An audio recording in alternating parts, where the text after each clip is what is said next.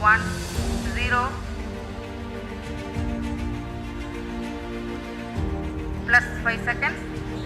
Lift off normal. P1 Here tracking. we have a majestic liftoff of LBM-3M4 rocket carrying India's prestigious Chandrayaan-3 spacecraft. آج ہم بات کرتے ہیں جو ہندوستان نے ابھی حال ہی میں چندریان 3 کو چاند کے اوپر بھیجا ہے، تو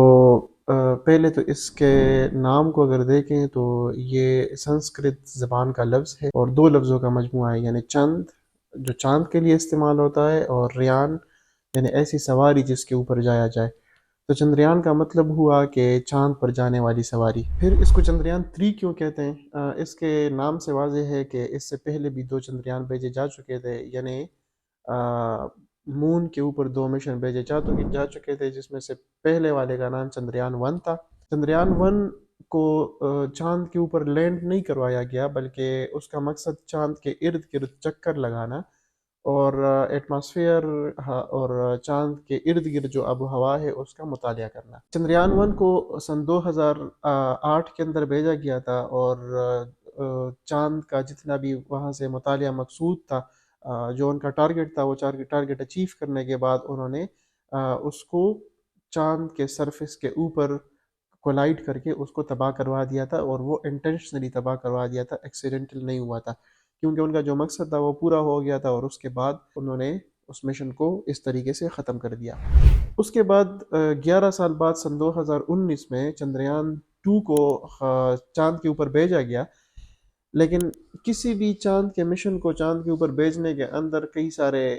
مراحل ہیں، اور اس کے اندر جو زیادہ ٹرکی مرحلہ ہے اور جو چیلنجنگ ہے وہ اس خلائی جو چاند والا مشن ہے اس کو چاند کے اوپر لینڈ کروانا ہوتا ہے۔ تو چندریان 2 کو لینڈ کروانے کے دوران وہ کریش ہو گیا، اور اس کے نتیجے میں وہ تباہ ہو گیا، اور ان کا جو مشن ہے وہ اس طرح سے پورا نہیں ہو سکا۔ لیکن دلچسپ بات یہ ہے کہ ہندوستان نے اس کے اوپر گیو اپ نہیں کیا، اور انہوں نے ابھی 2019 سے لے کے ابھی 4 سال بعد چندریان 3 بنایا، اور اس کا آپ سمجھ لیں کہ ایک اپڈیٹڈ ورژن ہے چندریان 2 کا، اور چندریان 2 کے اندر جن چیلنجز کی وجہ سے یا جن ٹیکنیکل فالٹس کی وجہ سے وہ کریش کر گیا تھا لینڈنگ کے دوران، تو وہ چیلنجز وہ پرابلمز اور وہ بگز انہوں نے اوور کم کیے، اور ابھی دیکھنا یہ ہے کہ آیا یہ سکسیسفلی لینڈ کرتا ہے کہ نہیں کرتا۔ ہندوستانی وقت کے مطابق 14 جولائی سن 2023 کو دن کے 2:35 پہ ہندوستانی وقت کے مطابق چندریان 3 کو زمین سے روانہ کیا گیا، اور کچھ مہینہ سے اوپر ٹائم یہ لے گا، اور 23 اگست کو 4:30 بجے کے اراؤنڈ یہ چاند کے اوپر لینڈ کرے گا۔ یہ وہ پلان ہے، اور اگر یہ پلان سارا سکسیسفلی ایگزیکیوٹ ہوتا ہے تو پھر یہ اسی طریقے سے پروسیڈ کرے گا۔ اب تک کی جو اطلاعات ہے، ابھی تک 10 دن کے اندر وہ کہہ رہے ہیں کہ اس مشن کی صحت بھی اچھی ہے اور یہ اپنے پلان کے مطابق جا رہا ہے، تو امید یہ کی جا رہی ہے کہ یہ سکسیسفلی وہاں پر لینڈ کرے گا۔ آپ کے ذہن کے اندر یہ سوال آئے گا کہ اس چندریان 3 کو جب زمین سے شوٹ کیا گیا، لانچ کیا گیا، تو پھر اس کو سیدھا بھیجا گیا ہوگا، لیکن ایسا نہیں ہے۔ انڈیا کی جو اسپیس ایجنسی ہے جو یہ ریسرچ کرتی ہے، انہوں نے اس کو 3 مراحل کے اندر ڈیوائیڈ کیا ہے۔ پہلے مرحلے کو وہ جیو سینٹرک مرحلہ کہتے ہیں، یعنی ارضی مرکزی اردو میں جس کو کہا جاتا ہے، یعنی کہ پہلے راؤنڈ کے اندر یہ زمین کے ارد گرد چکر کاٹے گا گول، اور کئی سارے چکر کاٹے گا، اور ہر چکر کے اندر یہ زمین کے گریویٹیشنل فیلڈ سے تھوڑا تھوڑا دور جائے گا۔ اب سوال ذہن کے اندر یہ پیدا ہوتا ہے کہ اس کو سیدھا کیوں زمین سے نہیں شوٹ کیا گیا؟ اس کی وجہ یہ ہے کہ جو FSC کے اندر آپ سب نے پڑھا ہوگا کہ 11 کلومیٹر فی سیکنڈ کی رفتار سے اگر آپ کسی باڈی کو زمین کے گریویٹیشنل پل سے اتنی ویلاسٹی دیں گے تو آپ اس کو زمین کے گریویٹیشنل فیلڈ سے باہر کی طرف پش کر سکتے ہیں یا بھیج سکتے ہیں۔ اب یہ جو سپیڈ ہے یا یہ ویلاسٹی ہے، یہ بہت زیادہ ہے۔ آپ اندازہ لگائیں کہ 11 کلومیٹر 1 سیکنڈ کے اندر اگر کوئی چھوٹا آبجیکٹ ہو تو شاید اس کو اگر آپ اتنی انرجی دیں تو شاید ممکن ہو، پھر بھی یہ بڑا مشکل کام ہے۔ لیکن چندریان 3 کے لیے یہ کیوں مشکل ہے؟ کیونکہ اس کا جو اپنا وزن ہے وہ 3900 کلو گرام ہے۔ تو اتنے بھاری آبجیکٹ کو 11 کلومیٹر فی سیکنڈ کی رفتار سے بھیجنے کے لیے میرے خیال میں ایسی کوئی ٹیکنالوجی ابھی نہیں ہے کہ اس کو سیدھا سیدھا ایک راؤنڈ کے اندر شوٹ کیا جائے، جس طرح کہ آپ جب کوئی گولی چلاتے ہیں یا کوئی آبجیکٹ اوپر کی طرف پھینکتے ہیں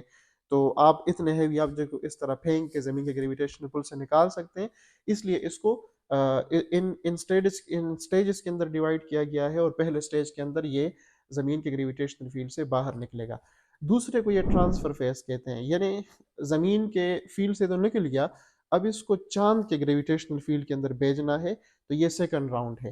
تیسرا راؤنڈ جو ہے اس کو مون سینٹرک یا فیز کہتے ہیں، جس کے اندر وہ سلولی مون کے اراؤنڈ آربٹ کرے گا، اور آربٹ کرتے کرتے کرتے کرتے یہ سلولی مون کے سرفس کے قریب جائے گا،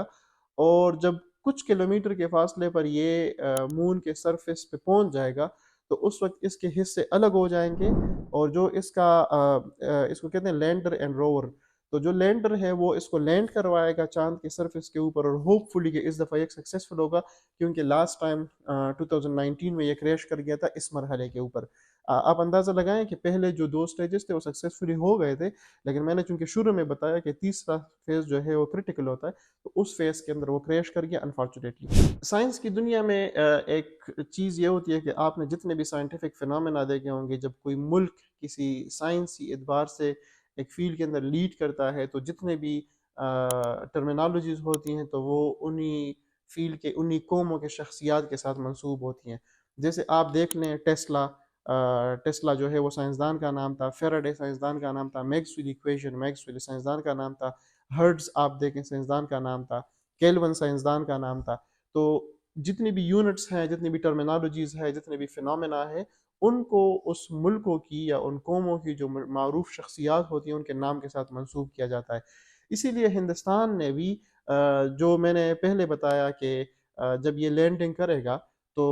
لینڈنگ کے اندر 2 چیزیں انوالو ہوں گی، ایک لینڈر ہوگا اور ایک روور ہوگا. لینڈر وہ حصہ ہے جو کہ اس کو لینڈ کروائے گا چاند کے اوپر، اور روور وہ حصہ ہے جو اس کو چاند کے اوپر موو کروائے گا ایک گاڑی کی شکل میں. اس لیے ہندوستان نے لینڈر کا جو نام ہے وہ وکرم رکھا ہے، اور جو روور ہے اس کا نام پراگیان رکھا ہے. تو اس سے آپ اندازہ لگائیں کہ ہندوستان اگر اس فیلڈ کے اندر لیڈ کرے گا تو انہوں نے جو ٹرمینالوجیز سیٹ کی ہیں یا جو نامنکلیچر یوز کیا ہے، یہی نامنکلیچر پھر باقی ممالک فالو کریں گے، اور اسی طرح سے قومیں جو ہے وہ اپنی ایک لیگیسی پیچھے چھوڑتی ہیں. اس چندریان 3 کے مشن کے اوپر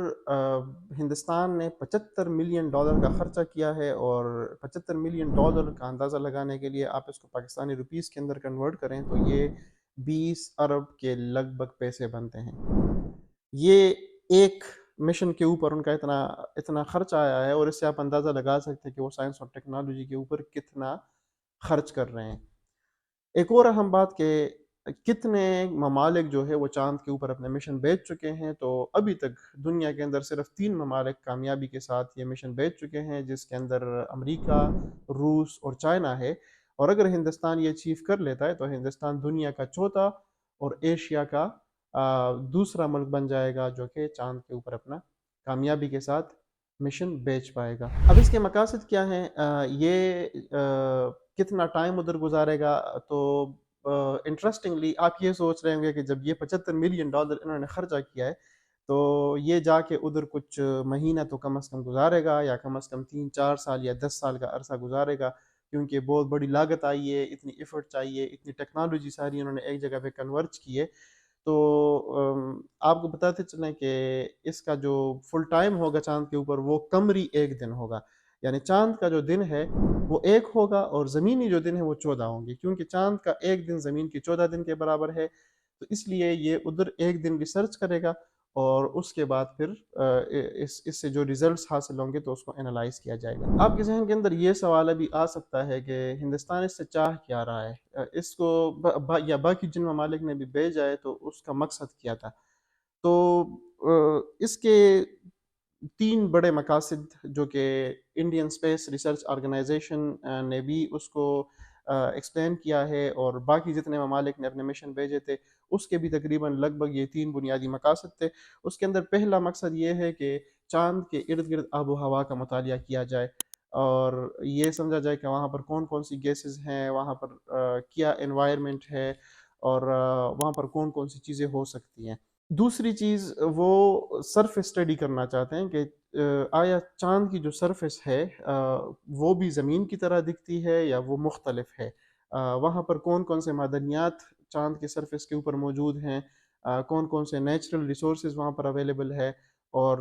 وہاں سے کیا کچھ حاصل کیا جا سکتا ہے، یا آیا وہاں پر لانگ رن میں کچھ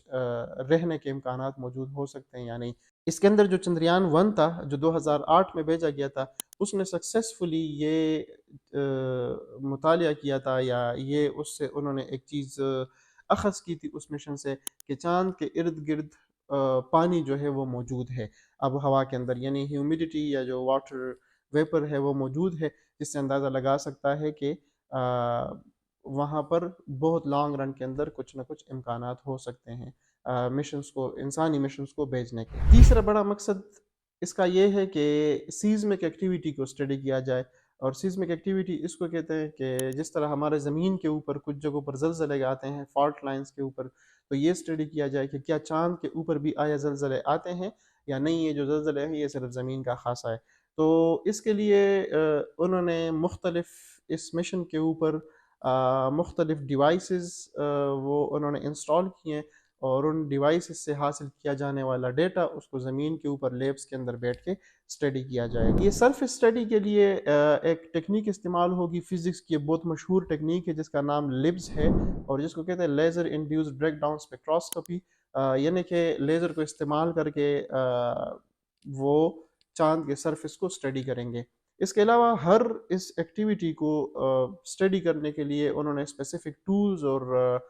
ٹیکنیکس ادھر انسٹال کیے ہیں، اور ان ٹولز اور ٹیکنیکس کے ذریعے سے اس کو فلی اسٹڈی کیا جائے گا، اور جو ان کے مقاصد ہیں اس کو حاصل کرنے کی کوشش کی جائے گی۔ اس پورے مشن سے سیکھنے کی چیزیں یہ ہیں کہ جن ممالک کے لیے سائنس اور ٹیکنالوجی اہم ہوتی ہے تو ان کے لیے پیسہ اہم نہیں ہوتا۔ آپ دیکھ لیں یہ دنیا کا چوتھا ملک بننا، پھر $75 ملین اس کے اوپر خرچ کرنا، یہ ایک بہت بڑا اس کے لیے دل چاہیے، اور سائنس کے اوپر جو ہے اگر جن کا یقین ہو تو وہ اتنا پیسہ ایک مشن کے اندر انڈیل دیتے ہیں۔ اس کے علاوہ اس سے یہ بھی سیکھا جا سکتا ہے کہ ٹیکنالوجی کس لیول پر پہنچ گئی ہے، اور سائنس جو ہے اپنی معراج کی طرف جا رہی ہے کہ جس کے اندر اتنا دور زمین کے اوپر بیٹھ کے اور اتنے تقریباً لگ بھگ 3900 کلو گرام کے آبجیکٹ کو آپ زمین سے چاند کے اوپر بھیجیں، جو کہ میرے خیال میں 60-70 سال پہلے کوئی تصور بھی نہیں کر سکتا تھا۔ خلاصہ یہ ہے اس تمام باتوں کا کہ یہ ایک سبق سیکھنے والا مشن ہے۔ اس سے یہ سیکھنا چاہیے کہ سائنس کی اہمیت کیسے آپ ایک معاشرے کے اندر اجاگر کرتے ہیں، اور پھر کیسے آپ اپنے معاشرے کے اندر ایک سائنسی سوچ کو عام کرتے ہیں، اور جب سائنسی سوچ عام ہوتی ہے تو پھر آپ کے پاس بہترین سائنسدان پیدا ہوتے ہیں، اور جب بہترین سائنسدان پیدا ہوتے ہیں تو پھر آپ کے لیے اتنے بڑے بڑے مشن بھی چھوٹے لگتے ہیں۔